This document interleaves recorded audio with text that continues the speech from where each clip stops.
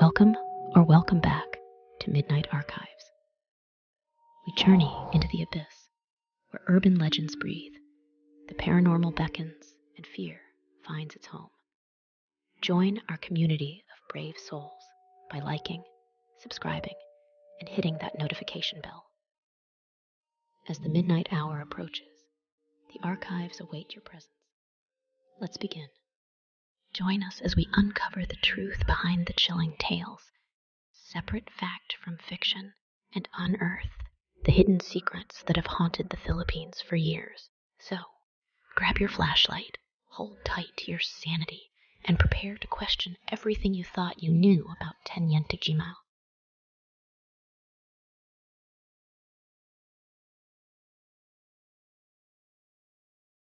In the folklore of Iloilo, a well-known tale revolves around Teniente Gimo. His story became widely popular through radio dramas and is considered one of the most famous aswang stories, with various versions told. In one version, Teniente Gimo and his family were rumored to be aswang, supernatural creatures with a taste for human flesh. Rather than denying these allegations, Teniente Gimo took pride in the fear he instilled in others. The story takes a sinister turn when Teniente Gimo's daughter invited her friend, Maria, to visit their town during a semester break. Maria, excited for the adventure, accepted the invitation without realizing the dark secrets that awaited her. Upon arriving in Dueñas, Iloilo, Maria was warmly welcomed by Teniente Gimo's family, who appeared hospitable. However, as night fell, Maria couldn't sleep due to the unfamiliar surroundings. Restless, she heard strange noises from the first floor, where people seemed to be entering the house. She assumed they were preparing for a big party. Curious, Maria ventured downstairs and peeked into the room. To her shock, she saw a group of people sitting in a circle, armed with bolos and knives. Among them was Teniente Gimo. Their conversation took a horrifying turn when one man suggested they taste another human, specifically pointing to Maria. She realized they were all swang and that her friend had lured her into this gruesome trap. Terrified and trapped, Maria returned to her friend's room. She saw her sleeping daughter and, in a desperate bid to save herself, placed her wristwatch on the daughter's wrist and covered her with a blanket. Maria lay down on the daughter's side, feigning sleep. Moments later, the aswang entered, mistaking the daughter for their intended victim, and struck her fatally. With horror, Maria witnessed the brutal act. When the aswang left, Maria made her escape, running blindly, driven only by the desire to survive. Teniente Gimo and his family realized their mistake too late and began searching for Maria, hungry for human flesh. They chased her relentlessly, just when she thought she was about to meet her demise. Help arrived in the nick of time, saving her from the clutches of the bloodthirsty aswang. The story has different versions. In some, only one of Maria's friends survives, while in others, Teniente Gimo only realizes the mistake at dawn. The fate of the real Maria remains unknown, and the current status of Teniente Gimo and his family is shrouded in mystery. This chilling tale serves as a cautionary reminder of the eerie and unsettling legends that persist in the folklore of Iloilo.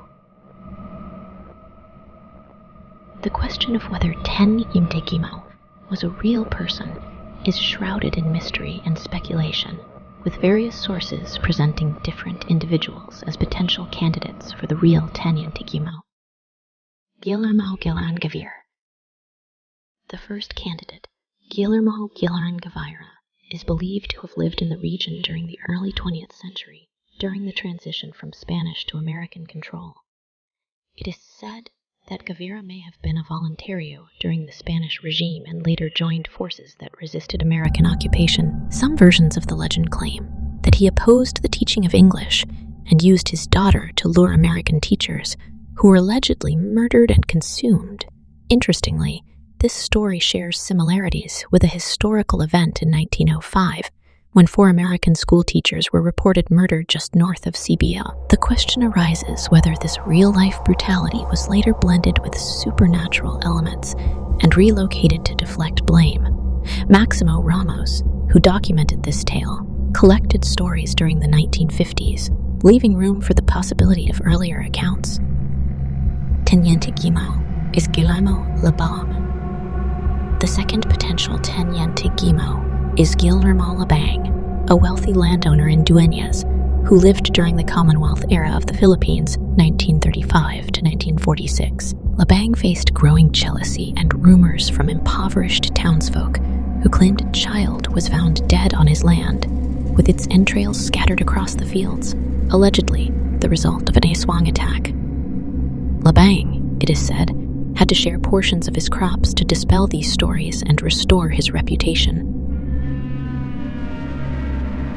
In conclusion, the true identity of Teniente Gimo remains a tantalizing mystery, with historical evidence providing only fragments of the puzzle.